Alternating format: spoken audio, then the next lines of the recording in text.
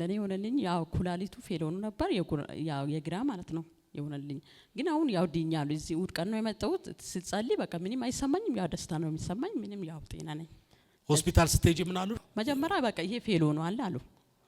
በቃ አይሰራም ስለዚህ ያ 100 ሺህ ብር ይዘሽ ነይ አሉኝ ኮሪያ ሆስፒታል ነበርኩ እሺ 100 ሺህ ብር ይዘሽ ነይ በቃ ይሄ በቃ ፌሉ ስለሆነ በቃ እናስወጣው ምናምን እናስወግድ አለው በቃ ዶክተሩ ማለት ነው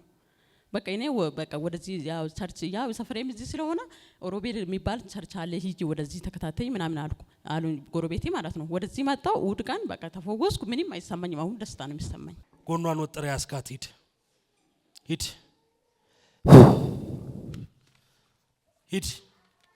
ተጎኗ ላይ ከህይወቷ ላይ በኢየሱስ ስም ስተንፍሻው ወደ ውሳቤ በደንብ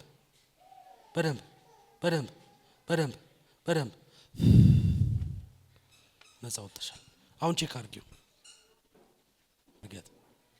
የቱ ጋር ነው የሚያምሽ ሐኪም ምን ብሎሻል ሎኗል አንዱ እሺ መቼ ነው እንደዚህ ያሉሽ ሳምንት 15 ቀን ነው 15 ቀን እሺ ኮሪያ ሆስፒታል እየተከታተልኩ ነው አሁን ቀጠሮ አለኝ 3 ወር እሁድ አይ 3 ወር ቀጠሮ አለኝ ከ3 ወር በኋላ ነው ያሉሽ አዎ ቼክ እናደርጋለን አሁን በኢየሱስ ስም ነፃ ወጥተሻል አሜን አዲስ ኩላሊት ባንቺ ውስጥ ገብቷል አሜን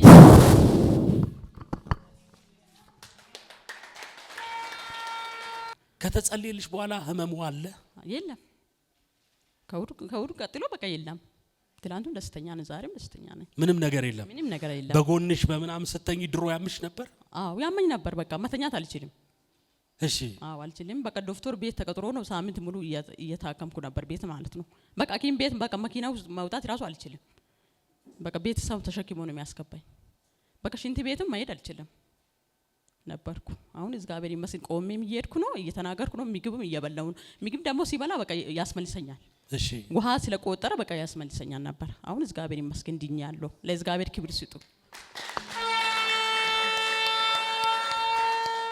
ምግብም የፈለግሽው ነው የምትበይው አዎ የፈለኩት ግን ዶክተሮቹ በቃ ቁርጥ ምናምን እንዳትበይ ቡና እንዳትጠጪ ምናምን ነው የተባልኩት ግን ዝም ብዬ እኔ እየበላው እየጠጣው ነው ቁርጡንም እየበላሽ አዎ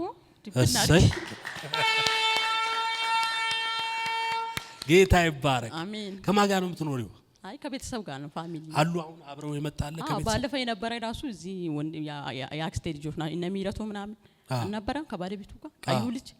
እሱም ቤተሰብ ነው ይሄው ቤተሰቡም እዚህ ያሉ እሺ ቆይ ህመምሽን የሚያክሰው አለ ሌላ ሰው አዎ እንደታመምሽ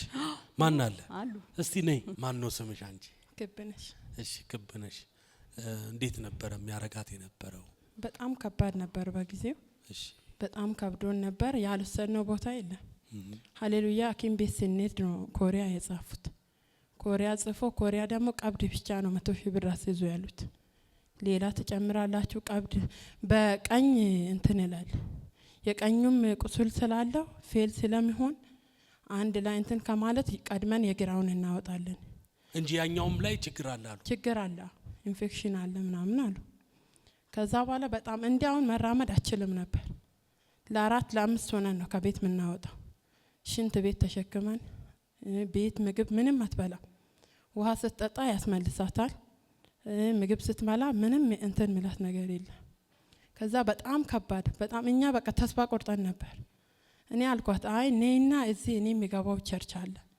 እዛ ገብተሽ እዛ ተፈወሻለሽ ብዬ ነው የተናገርኳት እኔ ብዙ ሰውን አይቻለሁ እዛ ሄዶ ሲፈወስ ብዙ ሰው ስላየው ሰፈራችንም ስለሆነ እዚህ መጥተሽ ነው የምትፈወሺ ለዛ እዛ እንድ ብለን 2 ቀን ምናምን መተናል ከዛ 3ኛ ቀን ነው እሁድ ቀን የመጣችው ከዛ ቀን ጀምሮ አሁን በጣም ደህና ናት ሰላም ነው ድሮ ምግብ ስትበላ ምን ያረጋት ነበር በጣም ነው የሚያስመልሳት እሺ ምግብ ምንም አይስማማ በቃኛ ተስፋ ቆርጠን ጁስም አትጠጣ ምርንዳ ምናምን ነገር እንዳትጠቀም ብለው ግሉኮስ አኪም ቤት ለማስገባት ለማውሰድ በጣም ስለከበደን ግሉኮስ መጥቶ ነው በቀን 500 ብር እየከፈልን ቤት ነው የምትሰጠው በቀን ሁለቴ ማለት ነው ጧት ይመጣል 12 ሰዓት ሰጥቶ ይሄዳል ማታ አካባቢ ደግሞ 12 ሰዓት መጥቶ ይሰጣል በቃ ምንም አትንቀሳቀስም እኛ ግን በቃ ትሞታለሽ ብለን ነው ተስፋ ይቆረጥ ግን እግዚአብሔር ደግሞ ታምራት አድርጓል እንደ ቀልድ አዎ